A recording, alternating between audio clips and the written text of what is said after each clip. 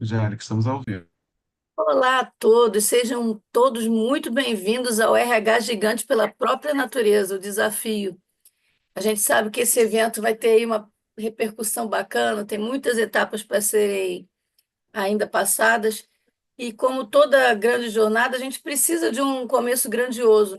Então, nada mais simbólico do que iniciar pelo norte desse nosso país, um território de força, resiliências e infinitas possibilidades onde a natureza pulsa com vida, a inovação se entrelaça com a tradição que a gente vê, e sim, os desafios são sempre novas oportunidades.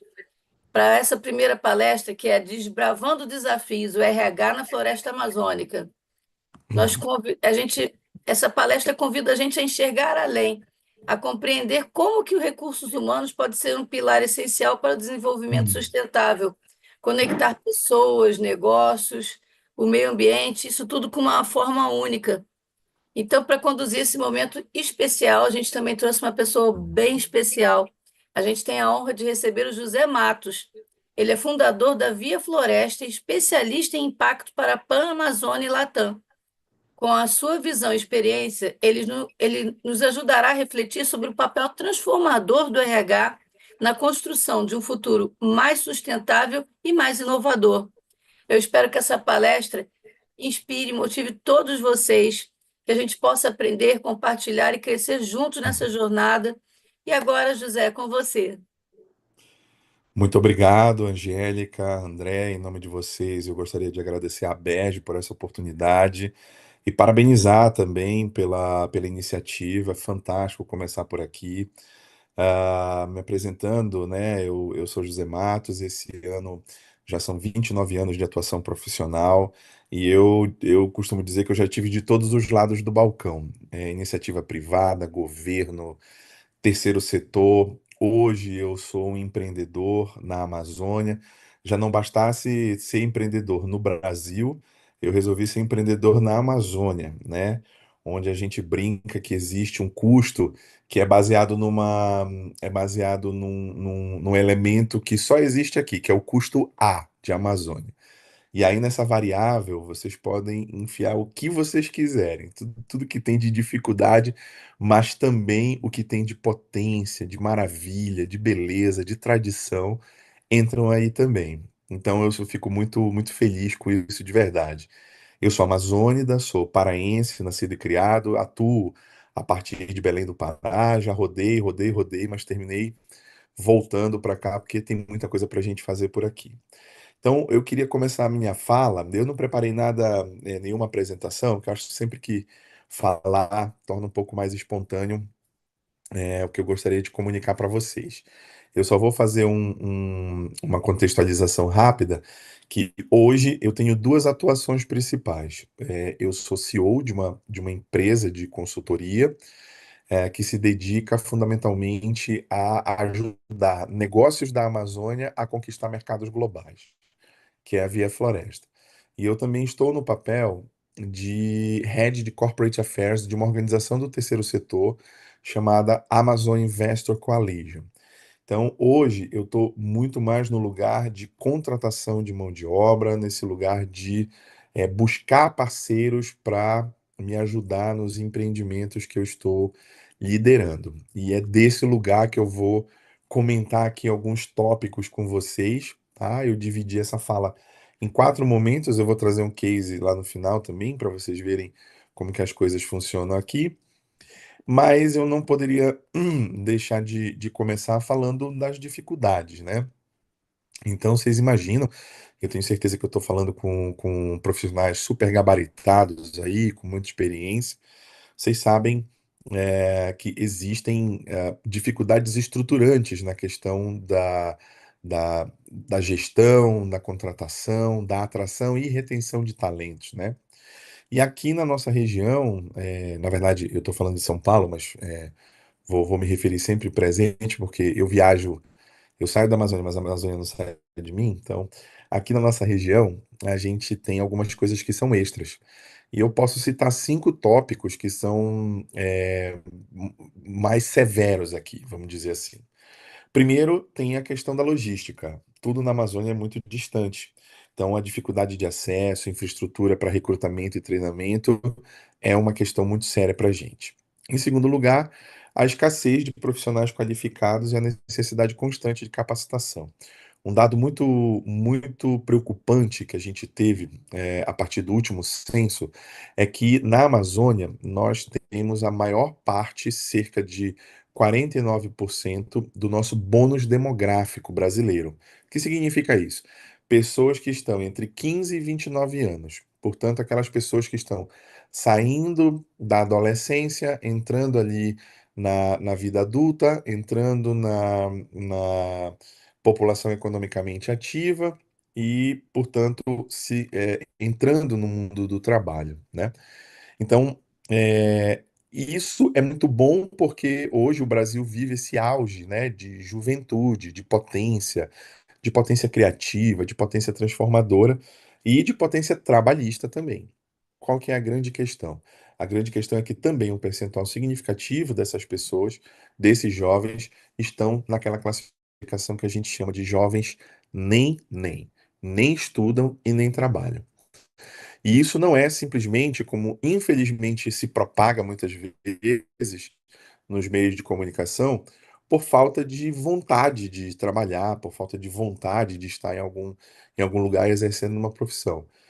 Mas, igualmente, ou às vezes em um percentual muito maior, a escassez de mão de obra, perdão, a escassez de vagas, que é o terceiro ponto que eu queria trazer para vocês. Existem poucas vagas, tem uma alta exigência de competências, né? O mundo tá mudando nesse sentido, e, portanto, a gente tem aí um histórico muito grande de contratação de gente de fora, de gente de outros estados, tá? Principalmente Sul e Sudeste para as vagas que são mais estratégicas. Um outro ponto tem também que, quando existe esse fator de migração, as pessoas virem para cá, para a região, existe dificuldade de adaptação. E numa uma pesquisa feita por uma organização paraense ligada a direitos trabalhistas, foi observado que cerca de 37% dos profissionais que vêm para cá não suportam a distância, a pressão, a diferença cultural, né? E também o fator do clima, que interfere muito. Para vocês terem uma ideia, aqui a gente brinca em Belém que só tem duas estações do ano. Uma que chove todos os dias e a outra que chove o dia inteiro, né? Então, é muita umidade, muito calor, né? E aí tem aí um impacto sério na vida das pessoas, né? E, portanto, também a gente tem a dificuldade da baixa retenção, né, desses profissionais. E, por último, eu trago uma coisa que está muito em voga hoje, principalmente pelo advento da IA, né, da inteligência artificial, são os desafios de digitalização e implementação das tecnologias no RH. Então, a gente tem ainda um RH eu diria, baseado em técnicas manuais, né?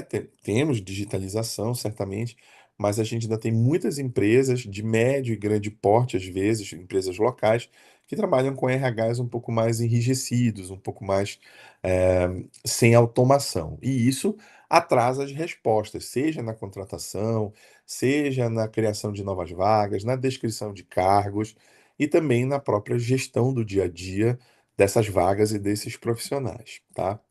Então, trazendo esse contexto para vocês e falando um pouquinho desse lugar de fala, eu vou procurar agora, nos próximos minutos, falar um pouquinho sobre a realidade do trabalho, né, na nossa região. Pois bem, uma das coisas que a gente precisa observar também é que na região norte como um todo, a gente tem uma alta taxa de mortalidade empresarial. Então, ela é uma das piores, ela é a pior do Brasil, ela é uma das piores do mundo por conseguinte. Então, as empresas que nascem aqui, elas têm um tempo de vida médio de 18 meses, um ano e meio. O que eu quero dizer com isso? É que depois de um ano e meio eu tenho eu tenho a morte da empresa, a empresa fale. E também, segundo dados aqui da nossa junta comercial e do Sebrae e também do Diese, uma das razões para que isso aconteça começa pela falta de clareza do empreendedor que está abrindo a empresa. Então, esse é um fator que é muito relevante para o RH aqui do Norte. Existem empresas familiares muito bem-sucedidas, certamente. Aqui a gente tem um destaque especial para o pessoal do varejo, a gente tem grandes marcas de supermercados, atacarejos, né? Lojas de departamentos que são locais e que têm um sucesso, estão aí há 50, 60 anos no mercado. Então, esse pessoal conseguiu vencer o Vale da Morte e está desenvolvendo as suas equipes, os seus times, da maneira que pode. Mas, de uma certa forma, a grande maioria dos empresários locais tem essa dificuldade de perceber quais são as exigências de que ter o negócio, de ter o negócio, recaem sobre eles, né? E certamente, pessoal, a gestão, a contratação, a retenção de talentos é uma das coisas que qualquer empresário precisa se preocupar. E aí, falando da minha parte, algumas coisas aqui para dividir com vocês que aconteceram de maneira bem prática. Quando eu lancei a Via Floresta, somos uma empresa de consultoria, como eu falei para vocês, a gente a gente nasceu em 2020, tá? Bem no meio da pandemia. E antes disso, eu era gerente de relações institucionais da Natura por 8 anos. Isso me gabaritou para uma série de coisas, tá? Então, a minha formação profissional, a minha lida com os RHs da região foi diferenciada, né? Se vocês observarem, existe uma questão fenotípica. Eu sou branco, eu tive uma boa educação privada, eu tive acesso a determinados locais e possibilidades que me trouxeram algumas vantagens, certamente, mesmo aqui na região. Mas eu vivi fora do Brasil por 5 anos, quase 5 anos. E a xenofobia atinge a gente de qualquer maneira. Mesmo no sudeste do Brasil, eu também sofri xenofobia por ser da região norte. Não interessava o grau de escolaridade, eu sou mestre por uma universidade europeia, eu tenho 29 anos de experiência, mas ainda hoje a gente tem certas reservas em relação aos profissionais. Às vezes eu sinto que existe uma reserva logo de início, parece que a localização geográfica define o futuro do profissional. Isso é bastante complicado de viver. E aqui internamente, os meus desafios de trazer novos talentos, eles se basearam em três coisas principalmente. A primeira é a qualificação técnica mesmo do talento, né? A Via Floresta trabalha com coisas muito específicas e de alguma maneira novas. A gente trabalha buscando negócios de impacto. A gente trabalha trazendo para micro e pequenas empresas a jornada ESG, né? Governança ambiental e social. A gente também trabalha com a aproximação de mercados. Então eu preciso convencer, e a palavra é essa mesmo, pequenas organizações, pequenos negócios locais, que existe uma rigidez, por exemplo, no ato da compra, na aquisição de material, existem legislações, né, que são muito severas, principalmente quando a empresa está trabalhando com produtos da floresta, né? Então eu tenho uma série de coisas uma série de elementos legais que são muito diferentes das operações regulares que a gente conhece, de uma indústria, de uma empresa de serviços e por aí vai. Ah, então esse é um fator. Um outro fator que também dificultou bastante é que nós estamos vivendo um período e temos uma geração ocupando determinados cargos que elas se convencem, elas é muito difícil retê-las, né? É, já tem algum tempo que o salário não é o principal atrativo de carreira para muitos profissionais. Então, tem algo que é muito mais ligado ao propósito. Acontece que, do meu ponto de vista, obviamente, né? que vos estou comunicando essas pequenas experiências. Existe uma geração que já está aí não importa a letra dela, tá, pessoal? Eu vou falar de maneira genérica, que é muito volátil. Rapidamente, se por dinheiro pouco, por qualquer comodidade a mais, pula de um trabalho para o outro. E aí você tem uma dificuldade grande, não só na retenção, como na perda da continuidade do aprendizado organizacional. E esse é um outro problema. Agora, na nossa região, como nós temos um mercado muito escasso, e aí, quando você vê um profissional que tem uma ótima qualificação, que tem alguma experiência, esse profissional rapidamente se destaca no mar de profissionais que estão à disposição no mercado aqui. E aí esse comportamento passa a independer da geração. Ele fica ligado, fica condicionado a uma questão de quem paga mais, de quem pode oferecer uma condição melhor, quem tem benefícios às vezes não é nem tanto o valor financeiro, mas é uma coisa que ofereceu diferente. E aqui a cultura de home office, ela foi muito imposta pela pandemia e as empresas locais, a tendência delas foi recrutar todo mundo de volta pros escritórios. Então, quem está oferecendo home office hoje tem conseguido conquistar mais corações e mentes aí também desses profissionais que são mais qualificados, tá?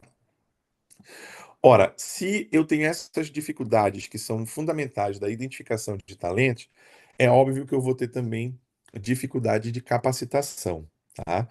E aí a gente tem um outro problema associado, que é a dificuldade de oferta de capacitação e treinamento de alta qualidade. Então, uma coisa que eu observo muito no nosso mercado local, aqui do norte, não só do Pará, mas do norte como um todo, é que a grande maioria das organizações, das empresas dedicadas à capacitação profissional, elas ficam muito naquele vale comum, naquela coisa que um sistema operacional. A gente ainda tem muita gente procurando capacitação em Excel, em Word, no pacote Office básico. Essa é uma realidade ainda da região, né? E algumas empresas que têm aí no Senai, no Senac, no Sistema S, os principais entregadores da formação de competências locais. Então, esses órgãos se destacam muitíssimo aqui, especialmente o Senai, né, da indústria, na formação de mão de obra local. Mas eu vou contar um caso para vocês. Todo mundo deve conhecer a hidrelétrica de Belo Monte, já deve ter ouvido falar em Belo Monte. Quando Belo Monte foi anunciado, quase 40 anos atrás, o Senai e outros órgãos do Sistema S foram lá para a região para dizer assim: bom, se vai ter grandes obras, vai precisar de mão de obra. O que é que a gente precisa fazer? Bom, vamos formar pedreiros. Beleza, formaram pedreiros. O que mais que precisa para grandes obras? Marceneiros, eletricistas prediais, forma todo esse pessoal. Belo Monte não veio. Bom, temos que continuar dinamizando aqui a região. Belo Monte fica numa região num município chamado Vitória do Xingu. Apesar de que todo mundo acha que é em Altamira, mas não é. É em Vitória do Xingu. Só que, óbvio, tem muita pressão de Belo Monte dentro de Altamira, porque são muito próximos. Então aquela região toda ali fica muito comprometida. E Belo Monte não vinha. Então vamos fazer mais coisa. Aí começa a avançar os graus de formação, é óbvio. Então aí, poxa, já não tinha mais o que oferecer. Eletricista predial, eletricista industrial, mecânico de autos pesados e por aí vai.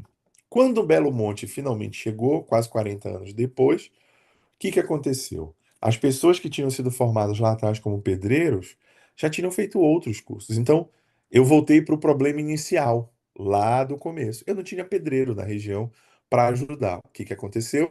Precisei incentivar uma migração em massa, principalmente de pessoas aqui do Maranhão. Então, estima-se que na primeira leva de construção de Belo Monte, Altamira e Vitória do Xingu receberam quase 10 mil pessoas de uma vez. Acho que eu não preciso citar os problemas socioculturais culturais, ambientais que isso provocou na região, né? Desde a superlotação, desde a escassez de alimentos, inadequação da estrutura residencial, até problemas mais sérios, como violência, violência sexual e por aí vai, né? Então, aqui o RH da Amazônia precisa ter muito próximo dele essa questão da gestão territorial, da gestão dos stakeholders locais, para que a gente seja muito capaz de desenvolver processos diferenciados e processos que eventualmente sejam capazes de garantir uma certa estabilidade socioambiental nos espaços onde a gente atua, tá? Só lembrando aqui, pessoal, no comecinho nós combinamos com a Angélica e com o André. Quem tiver perguntas para fazer, por favor, André, eu te peço ajuda, porque eu já não estou enxergando o chat, tá? Eu estou seguindo aqui o meu roteirinho de fala, tá bom? Mas fiquem à vontade para fazer as suas perguntas. Bom, e aí a gente também tem a questão de que, de uma maneira geral, no mundo, o mercado começou a exigir muito mais competências, né? Principalmente aquilo que a gente chama de soft skills, né? Aquelas habilidades que não são totalmente ou principalmente ligadas ao saber técnico de uma determinada profissão, de um determinado cargo, mas que te dão aí as condições para você ter um bom resultado relacional, um bom resultado de entrega, um bom resultado na hora de receber uma orientação da sua chefia, do seu líder, e poder executá-la sem muito confronto, sem o tempo todo estar botando em xeque a liderança, né? Então, a gente precisa dessas coisas. E essa âncora, pessoal, está muito dentro de algo que começou lá no final dos anos 90 e que se espraia até hoje, que eu acho que a gente esquece, mas eu gosto muito de lembrar. Em 97 foi lançado.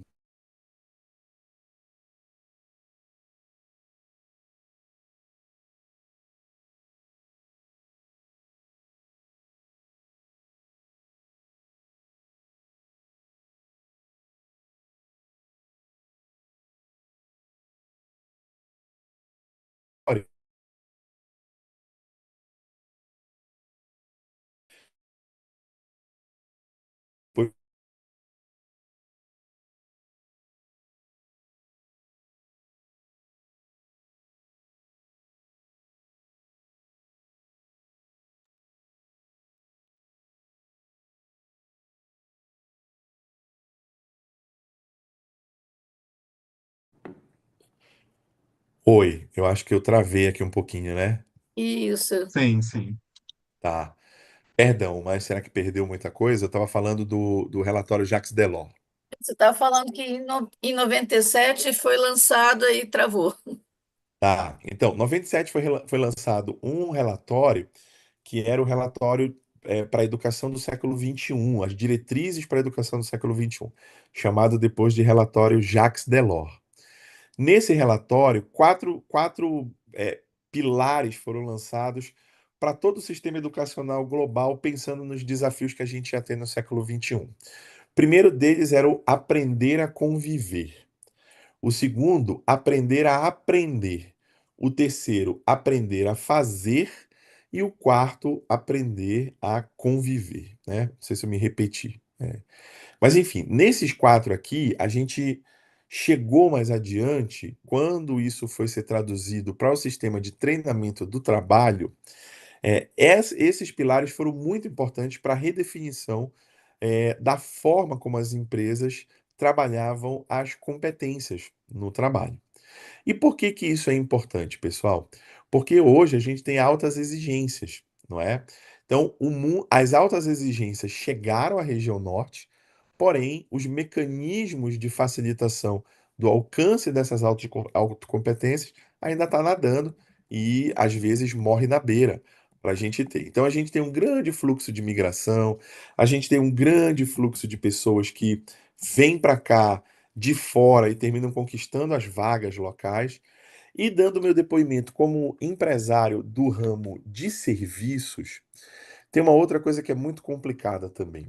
Por exemplo, quando a gente vê um TDR, né, um termo de referência, para fazer algum trabalho, a gente responde esse termo de referência, faz o nosso orçamento, entrega.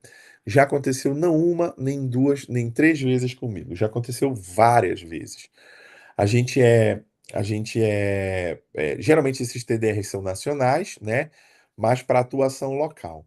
Então, a gente vai lá, faz a proposta, entrega, mostra a nossa equipe, totalmente gabaritada, todo mundo com os seus certificados em dia, mestrado, e colocamos lá. Aí damos o nosso preço.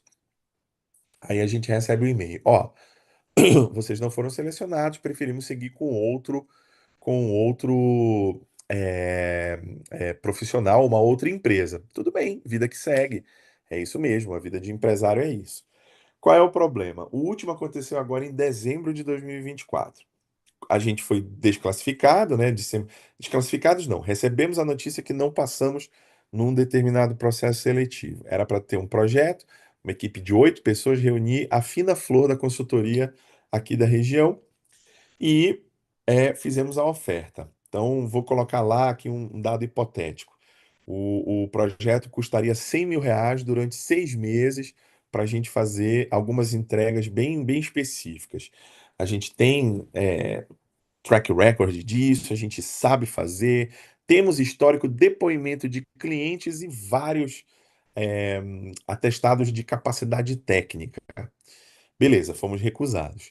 2 semanas depois de eu receber esse e-mail, eu recebo uma ligação de uma pessoa que já fez parceria comigo, que é de São Paulo, e falando assim: Poxa, Zé, eu tô aqui com uma oportunidade, cara, fantástica, de ouro e tal. É o seguinte, ó, eu vou abrir aqui o jogo contigo. Nós pegamos um trabalho, mas na verdade a gente nem tá com muita possibilidade de realizar isso, tá? E a gente pegou num valor que é um valor abaixo do valor do que a gente costuma praticar, mas é porque não poderíamos perder a oportunidade, vejam bem o que eu vou falar, não poderíamos perder a oportunidade de atuar na região que vai ser o centro do mundo aí no próximo 2025. Lembrando que eu estou falando de dezembro passado. Aí eu, sim, qual é o trabalho? E aí começou a me descrever o trabalho. Eu falei, pô, eu conheço esse trabalho. Sim, vai falando mais. Então, ó, Zé, é o seguinte, a gente acessou um TDR. O TDR a gente pegou, cara, a gente pegou esse trabalho muito barato. Esse trabalho a gente pegou por R$ 175.000. Então vejam, tem já a diferença. Eu cobrei 100 com um grupo de 8 pessoas super competentes, morando na região, não iríamos ter custo de deslocamento, nem nada disso, tá? E ele falou com todas as letras, 175. Ó, tu não quer esses 75 para resolver aí o problema para mim?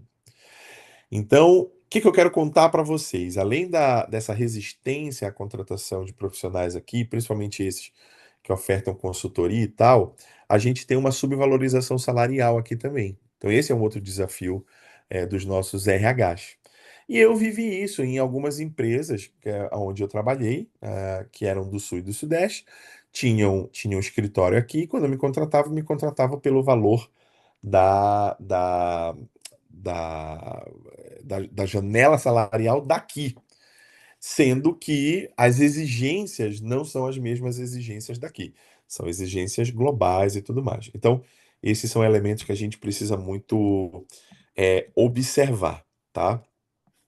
É, no que tange a digitalização, já me encaminhando aqui para os últimos minutos da apresentação, os últimos 10 minutos, a digitalização, a gente tem alguns problemas.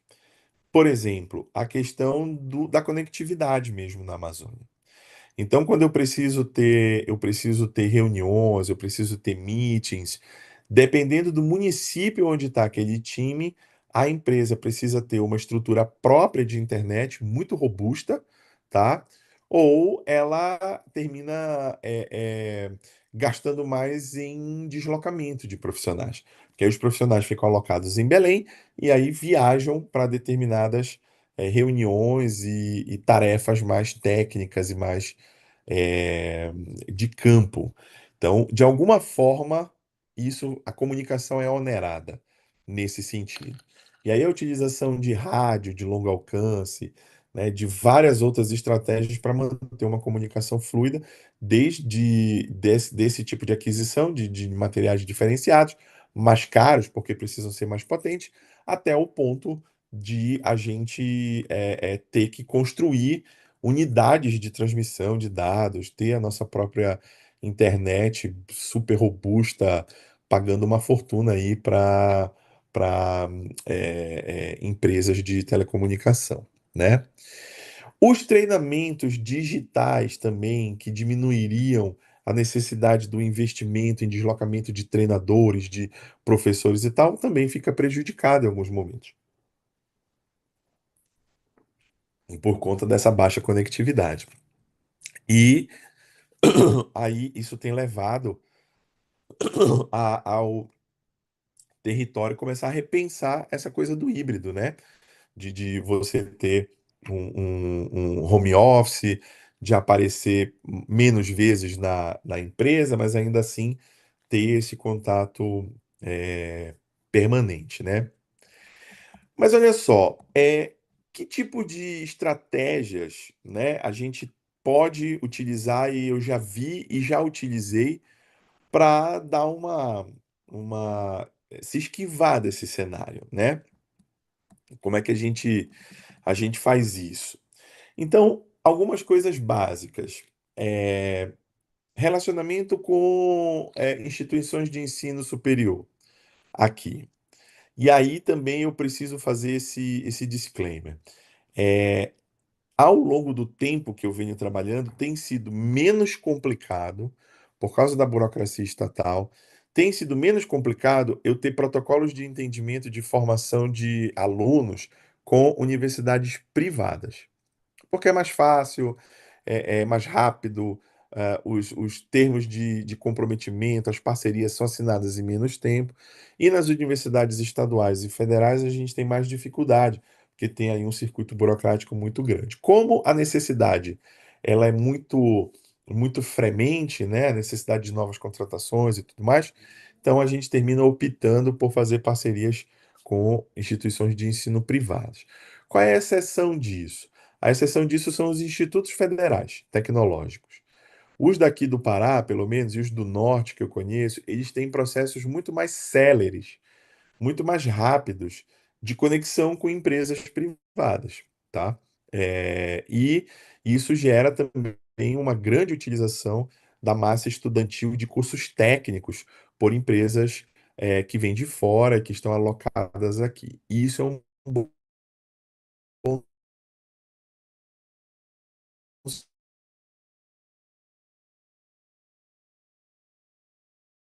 Mas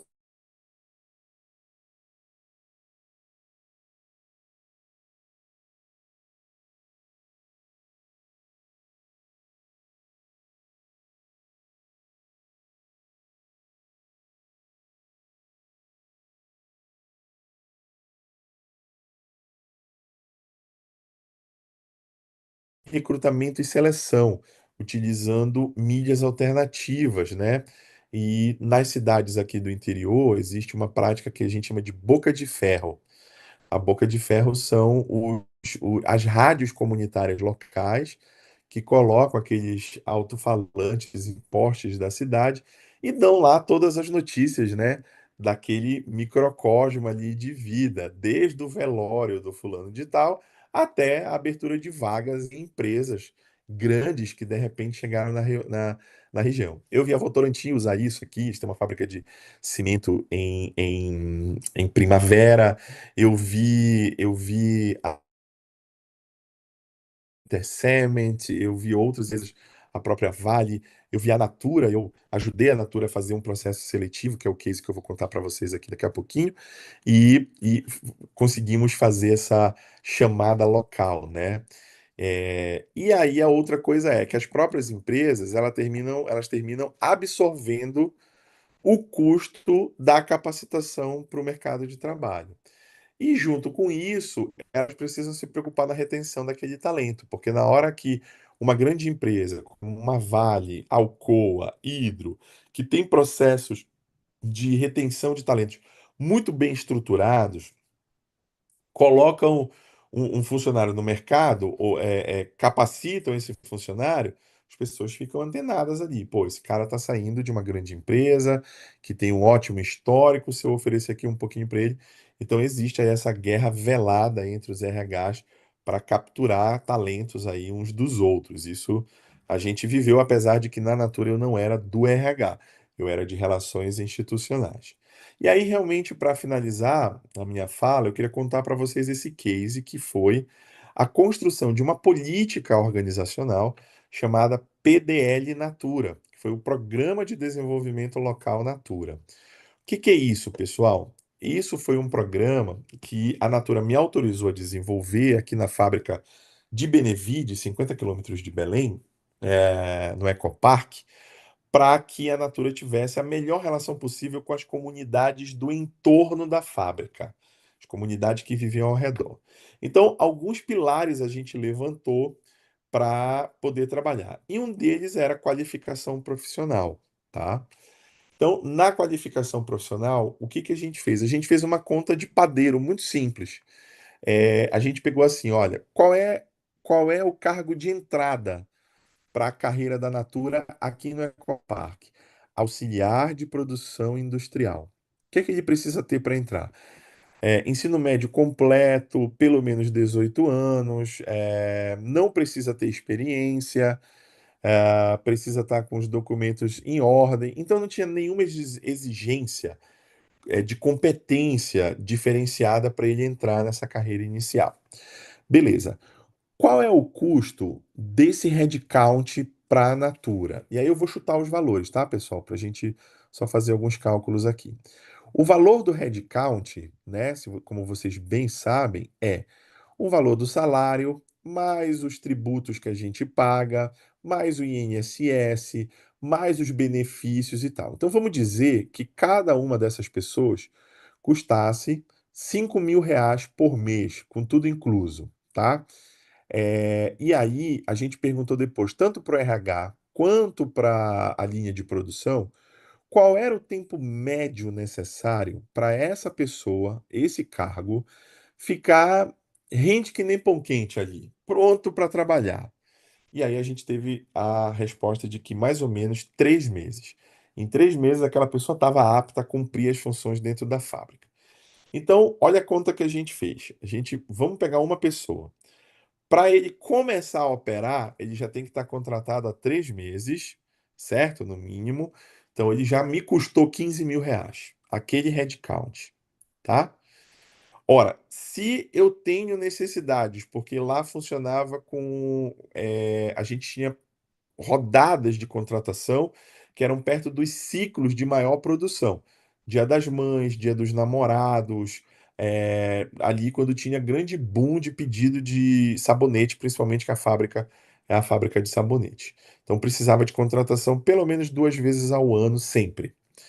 E aí a gente fala assim, qual foi a última contratação que a gente fez? A gente contratou 50. 50, cara. Sabe do que eu tô falando?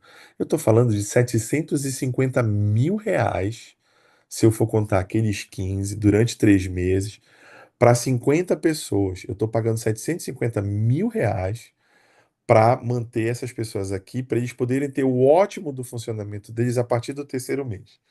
E se eu botar isso para fora? Então, o que que a gente fez? Nesse pilar de desenvolvimento de competências, que veja, não era um programa do RH, era um programa de relações institucionais. Veja a diferença disso. Portanto, a componente de gestão territorial atuou fortemente com a RH para a gente desenvolver essa solução, tá? Aí o que que a gente fez? A gente procurou as outras fábricas da região e dissemos o seguinte: vocês têm esse mesmo problema? Todo mundo disse sim, temos o mesmo problema. Vocês estão a fim de pagar, de entrar aqui para fazer esse programa que a gente quer? O que que a gente vai fazer? A gente vai montar uma linha de base de competências que as pessoas precisam para atuar dentro desse lugar de auxiliar de produção industrial. A gente vai chamar o Senai e a gente vai formar a gente fora para que quando a gente faça a seleção, eles já entrem com muito mais possibilidade de dar respostas rápidas no primeiro mês de contratação. Só que ninguém quis pagar a conta, né? Então, eu convenci os meus superiores, falei, mostrei essa conta para eles, ó, se isso aqui está custando 750 mil, isso aqui vai custar 160 mil. Para a gente formar 100 pessoas. Eu estou falando de um investimento per capita de R$ 1.600. Não vale a pena? Vale a pena. Então, beleza, vamos fazer isso. Pegamos todo mundo, pegamos as dicas do que precisava, porque eu não queria formar gente só para a Natura. Não fazia sentido, porque eu ia ter que ficar fazendo esse ciclo continuamente, né? Então, por conta de não ser uma coisa só do RH, a gente teve essa abertura de desenvolvimento local. Então, quanto mais mão de obra qualificada eu deixo no território, mais esses jovens podem entrar em processos formais de contratação em outras empresas. E foi isso que a gente fez. No final do programa, a gente chegou a formar 188 jovens, né? Desses, a gente na primeira leva contratou 50. Minha grata surpresa é que um mês atrás eu fui visitar a Natura com um grupo de investidores por conta da minha empresa, e lá uma das meninas que eu ajudei a contratar 10 anos atrás está como líder da parte de visitação, porque o RH entendeu que ela tinha essa coisa da comunicação, então ela está liderando a parte de recepção de visitantes, recepção de grupos de estudantes, que foi um trabalho que eu fiz no começo da Natura lá atrás. Então, eu queria encerrar minha fala com essa história que eu acho super motivadora, porque afinal de contas eu ajudei de alguma forma, né, a formar um sucessor, né? No caso, uma sucessora, que é a Roberta, e que muito me orgulhou de vê-la à frente disso, né? Enfim. Então era isso que eu tinha para contar para vocês. Agradeço mais uma vez a oportunidade. Já estou aqui, ó, enxergando todo mundo, pronto para bater um papo com vocês. Antes de mais nada, muito obrigado. Foi muito bacana ouvir você daí. Esse lugar, eu conheço Belém, conheço a Amazônia, realmente são lugares encantadores, desafiadores, mas encantadores que a gente tem, como o Brasil inteiro. E eu quero ver com o André. André, temos alguma pergunta? É, sim, recebemos algumas perguntas ao longo aí da palestra, né? Vamos com a primeira, que é da Ana Clara, e ela pergunta, como as condições climáticas influenciam nos trabalhadores que moram em Ah. regiões remotas? Olha, influenciam bastante, Ana. Boa pergunta, tá? Principalmente quando se trabalha em fábrica, refrigeração, pé direito bem alto, qualquer coisa que ajude na diminuição das temperaturas nos ambientes de produção, por exemplo. Quando a gente tem espaços para serem percorridos a pé, que tenha ali uma sombrinha, que tenha um gazebo ali para as pessoas passarem por dentro, né? Constante oferta de água, né? Enfim, ter esses acessos, senão a gente tem essas dificuldades mesmo, né? De produção. Nos outros quesitos, por exemplo, a gente, lá na Natura, a Natura tem uma fábrica que é fantástica, assim, de primeiríssima geração. Então, a construção da fábrica, ela se deu da seguinte forma: as paredes da fábrica são paredes duplas, onde eu tenho um espaço entre a parede de fora e a parede interna. Na parede de fora, no pé da parede, ela tem grades de ventilação, onde ali entra o ar quente vindo do exterior, ele faz um termosifão dentro da parede, ou seja, o ar quente sobe, quando ele resfria, ele desce, porque o ar frio é mais pesado, e ali, até a altura de 1,80, 2 metros, a parede se mantém fria para o lado de dentro. Isso gera um conforto térmico maior. E também, quando eu ligo o ar-condicionado da fábrica, esse ar-condicionado gasta menos, eu tenho menos esforço energético. Então, essas são condições que são muito, muito importantes e que são observadas sim pelas empresas nessas regiões, tá? Ok. Bem, a próxima pergunta é do Richardson Rodrigo, e ele pergunta quais seriam as possíveis soluções para os trabalhadores que esbarram em desafios diários, como pegar barco, e outra condução para chegar ao trabalho em tempos de seca ou chuvas intensas. É, bom, aí é, a questão é o quão flexível a empresa pode ser. Por exemplo, funcionários públicos, a prefeitura ela disponibiliza barcos. Eu sei que tem algumas empresas privadas que também o fazem, disponibilizam barcos. Mas a época das secas, por exemplo, no ano passado, lá em Manaus, nós tivemos, no Amazonas, portanto, nós tivemos um isolamento de mais de 600 mil pessoas, né, por causa das secas. E aí é aquilo, eu não consigo atravessar porque não tem ponte e o leito do rio é extremamente lamacento, eu posso ficar preso, posso, enfim, não consigo atravessar. Então, é, também são poucos funcionários que estão nessas condições que precisam fazer esse tipo de travessia. Aqui no norte, especialmente na Amazônia, tem uma situação que é muito peculiar, que eu acho que se reproduz em alguns interiores do Brasil e em outras regiões. Mas aqui um dos principais empregadores são as prefeituras.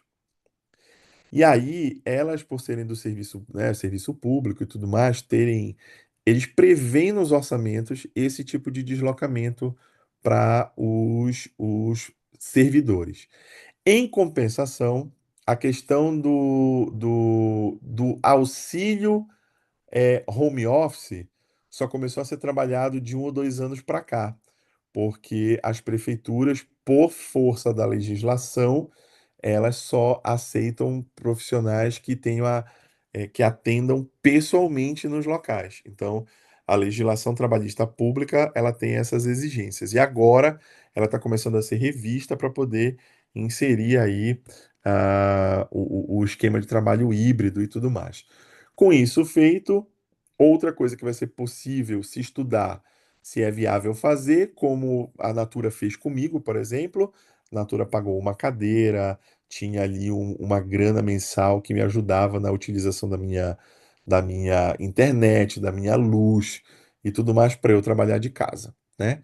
Então, essas são algumas possibilidades que a gente tem de sanar esses problemas.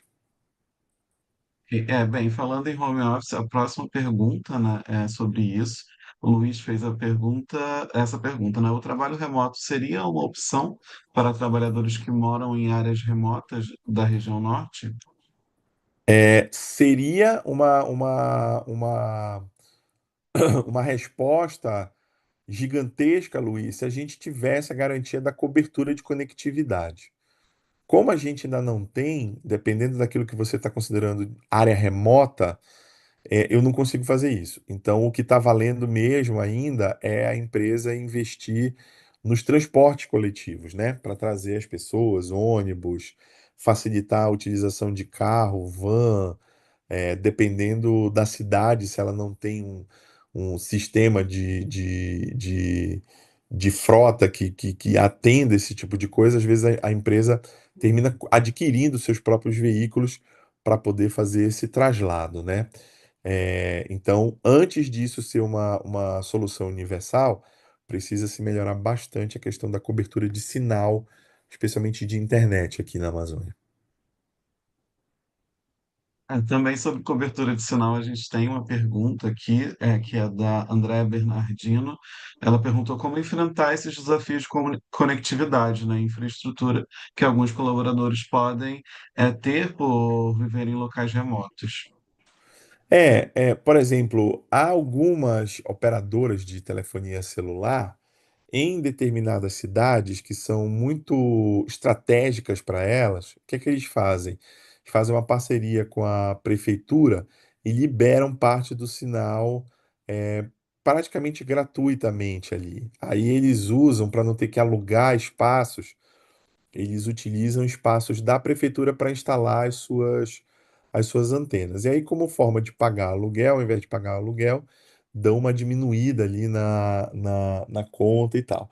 Como eu disse anteriormente, a solução tem sido a construção mesmo de estruturas de comunicação, replicação de sinais e tudo mais, né? Só que isso torna muito oneroso, muitas vezes, né? Eu fui diretor da Agência de Defesa Agropecuária do Estado do Pará e a gente tinha pontos remotos de fiscalização, no interior do Pará. Qual foi uma das soluções que a gente tinha? Porque lá, nesse serviço, existe uma coisa chamada guia de trânsito animal. Então, quando você transita um animal, né, gado principalmente, que é muito comum daqui, para fora do estado e às vezes intermunicipal, você precisa emitir uma guia e pagar um tributo pelo transporte desses animais. Então, a cada 10 cabeças, se não me engano, paga-se um valor lá para isso, tá? E é óbvio que isso necessita da emissão de um boleto, de um pagamento. O cara não tem dinheiro, às vezes, para pagar, quer pagar em cartão. Qual foi a solução? A estrutura federal que tem a melhor condição de comunicação é a Receita Federal. Por quê? Porque ela cuida dos nossos tributos, né? Então é por onde entra o dinheiro na máquina pública. Então a Receita Federal geralmente tem as melhores internets, tem os maiores investimentos em comunicação. Em alguns desses pontos, a nossa solução foi pedir para a Receita Federal trabalhar no mesmo espaço que eles, pagando um aluguel, ajudando na manutenção dos prédios, para a gente poder ter acesso a essas internets mais potentes, né? Então, esse também é um caso assim que eu vivi aqui na região. Ok, agora temos a última pergunta, que foi feita aqui no chat, é da Terezinha Lima, e ela pergunta qual o posicionamento a empresa deve ter ao identificar que seu colaborador passa por desafios diários para ir ao trabalho, devido à falta de infraestrutura do local onde ele mora. Olha, eu sempre acredito, Terezinha, que tem que ser uma postura proativa, né? Porque dependendo do meu local de operação, aquela é uma realidade. É uma realidade local, uma realidade territorial. Então, se eu quiser ser realmente inclusivo, eu tenho que fazer, inclusive, ações que vão beneficiar uma ou duas pessoas, porque significa que aquelas duas pessoas são uma representação legítima, social, cultural daquele território onde eu tô envolvido. Então, eu acho que o raciocínio da empresa deve ser, né, deveria ser assim. São só dois funcionários, um funcionário, não importa.